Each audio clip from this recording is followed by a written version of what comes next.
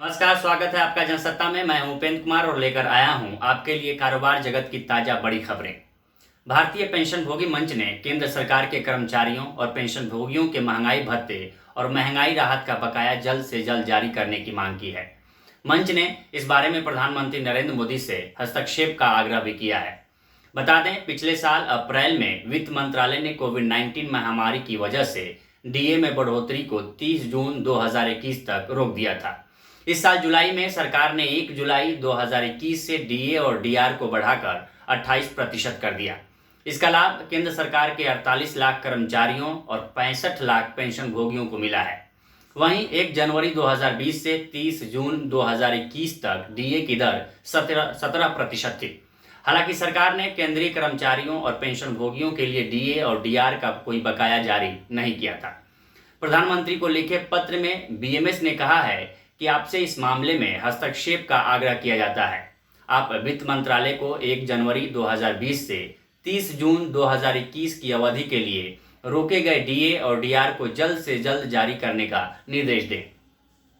पत्र में कहा गया है कि डीए और डीआर पर रोक की अवधि के दौरान खुदरा मुद्रास्फीति बढ़ी है। साथ ही वाहन ईंधन, खाद्य तेल और दलहन के दाम रिकॉर्ड ऊंचाई पर पहुंचे हैं। मंच ने कहा कि डीए और डीआर के भुगतान का उद्देश्य कर्मचारियों और पेंशनभोगियों की जीवन यापन की लागत में बढ़ोतरी की भरपाई करना होता है।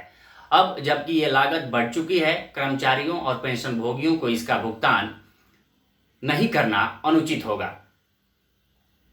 उधर कर्मचारी राज्य बीमा निगम यानी ईएसआईसी ने अटल बीमित व्यक्ति कल्याण योजना को बढ़ा दिया है। अब नौकरी गंवाने वाले लोगों को 30 जून 2022 तक बेरोजगारी भत्ता मिल सकेगा। दरअसल ये योजना उन बीमित व्यक्तियों को 3 महीने के लिए कुल वेतन का 50% बेरोजगारी भत्ता देने की योजना है, जो किसी भी कारण से अपनी नौकरी खो देते हैं। केंद्रीय श्रम और रोजगार मंत्री भूपेंद्र यादव की अध्यक्षता में कर्मचारी राज्य बीमा निगम की 150वीं बैठक में यह फैसला किया गया। बैठक में कहा गया कि अटल बीमित व्यक्ति कल्याण योजना की अवधि 30 जून 2022 तक बढ़ाई गई है। बता दें, अटल बीमित व्यक्ति कल्याण योजना का लाभ उन लोगों को मिलता है जिनकी नौकरी छूट गई है। इसके तहत आवेदन करने वाले व्यक्ति को ईएसआईसी की तरफ से आर्थिक मदद या भत्ता दिया जाता है। इसके साथ ही आवेदक और परिवार को 6 महीने तक ईएसआईसी कवर या मेडिकल सुविधा भी मिलती है। अगर किसी व्यक्ति की नौकरी छूट जाती है तो अगले 6 महीनों तक अपने आश्रितों का इलाज ईएसआईसी से करा सकता है। वहीं मध्य प्रदेश के पन्ना जिले में 21 सितंबर को 1.06 करोड़ रुपए मूल्य के 139 रफ हीरों की नीलामी की जाएगी। पन्ना के हीरा अधिकारी रवि पटेल ने जानकारी देते हुए बताया कि इन रफ हीरों का कुल वजन 156.46 कैरेट है। इनमें एक 14.09 कैरेट का हीरा भी शामिल है। उन्होंने बताया कि यह हीरा फरवरी में एक श्रमिक को मिला था। पिछली नीलामी में यह हीरा बिक नहीं पाया था। अधिकारियों ने कहा कि यह हीरा विशेष आकर्षण का केंद्र होगा। इसकी नीलामी से 70 लाख रुपए मिल सकते हैं। पटेल ने बताया कि इस नीलामी में गुजरात, दिल्ली, मुंबई, हैदराबाद और देश के अन्य हिस्सों के व्यापारी शामिल होंगे।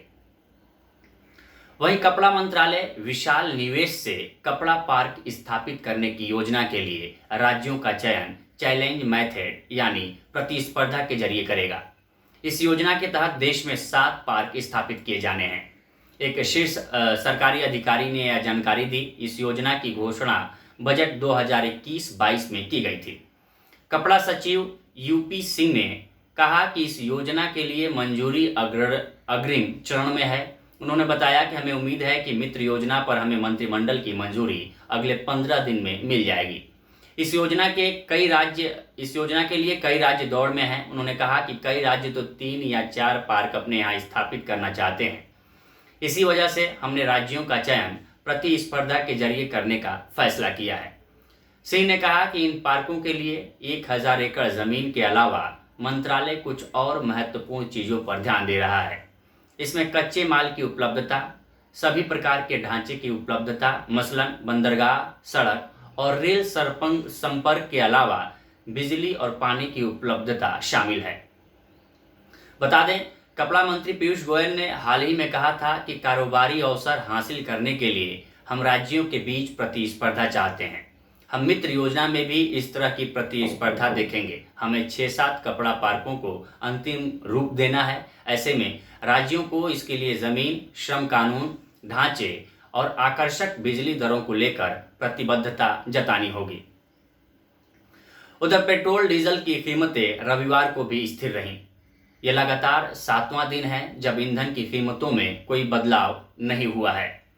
देश के सबसे बड़े ईंधन खुदरा विक्रेता इंडियन ऑयल कॉरपोरेशन के अनुसार राष्ट्रीय राजधानी दिल्ली में पेट्रोल की कीमत 101.19 रुपये और डीजल के दाम 88.62 रुपये प्रति लीटर पर स्थिर हैं। वहीं मुंबई की बात करें तो पेट्रोल की कीमत 107.26 रुपये प्रति लीटर और डीजल का भाव 96.19 रुपये प्रति लीटर पर टिका हुआ है। बता दें, भारतीय बाजार में इससे पहले पेट्रोल और डीजल की कीमतों में 5 सितंबर को बदलाव हुआ था। तब पेट्रोल डीजल के रेट में 15-15 पैसे प्रति लीटर की कटौती हुई थी। हालांकि देश में पेट्रोल डीजल की कीमतें अब भी रिकॉर्ड स्तर पर बनी हुई हैं। दरअसल राज्यों में पेट्रोल और डीजल के भाव में अंतर केंद्र और राज्य सरकार की ओर से लगाए गए टैक्स और ढुलाई के दाम की वजह से अलग अलग होता है। अभी के लिए बस इतना ही। बाकी देश दुनिया, एंटरटेनमेंट और बिजनेस से जुड़ी खबरों के लिए बने रहिए जनसत्ता के साथ।